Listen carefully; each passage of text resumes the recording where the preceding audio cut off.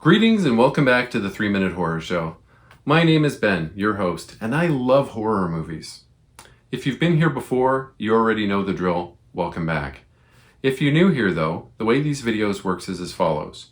I give a little plot synopsis, I give a little commentary, I give the movie a rating, and hopefully I can make you laugh along the way.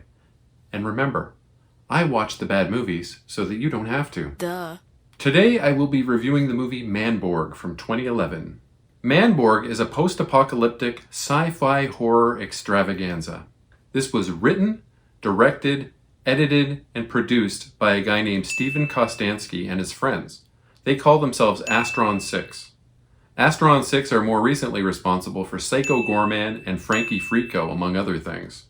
Kostanski and his friends at Astron 6 are from Winnipeg, Manitoba, Canada, and this entire movie was made on a budget of $1,300. Wow! Can you even imagine? Eric Roberts doesn't even get out of bed for less than $5,000. Now that all that's out of the way, let's get started. We open on a green screen war scene from a battle between the forces of Earth and Hell, who are captained by the vampire Nazis, and there's some claymation bad guys thrown in for good measure. Count Draculon, which is a very funny name, has the human forces on their last legs, and some random-ass American soldier stands up to him. Draculon respects this, I guess, but blasts him anyway.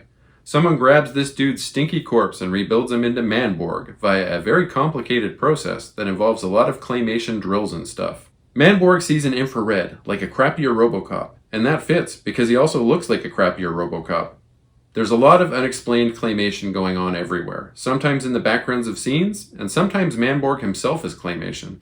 I tried to write a plot synopsis for this movie. Honestly, I really did. But I failed. It was almost as if Steven Kostanski sat down, watched Tetsuo the Iron Man, and said to himself, what if I make my own version of this, only way more complicated? Let's look at some highlights. Nearly every scene is shot on a green screen, and mostly in the director's garage. All of the voices are dubbed and added in post, and they are out of sync, which is hilarious. A martial artist named Number One Man, who looks like he teleported out of a Pit Fighter arcade cabinet, is friends with Manborg. My name is Number One Man. They make friends with an Australian named Justice, who wears what looks like a Nintendo Power Glove. Justice has a sister named Mina that does not wear a Power Glove, nor has an accent, and she's a ninja.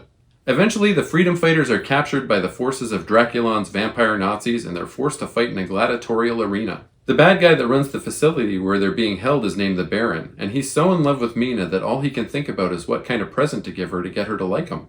Manborg never got a training manual for his new body, but he's trying his best. Honestly, I can't wait to see Psycho Goreman or Frankie Frico to see what the Astron 6 fellows do with an actual budget. Nice. This movie's only an hour long and it's very action heavy, so let's look at some of the action. We have amazing vehicle chases. We have awesome martial arts battles. It's just like Mortal Kombat for the Sega Genesis. God, this movie is brilliant. Imagine this, all in one guy's garage. This movie expertly traverses the fine line between bad and good and lands squarely in the so bad it's good category. The filmmakers knew this, of course, and they did it entirely tongue-in-cheek. They knew exactly what they were creating with Manborg, and I love it. You right. Watch it with friends, have a few drinks, enjoy yourselves. This movie was big fun. I rate it 8 out of 10. As always, a link to my letterbox will appear in the video's description. Please leave me a like, comment, and subscribe as it really does boost my engagement and help my channel grow. I recently hit 100 subscribers, and I thank each and every one of you from the bottom of my heart. Smell you later, nerds! Sorry for crashing your party.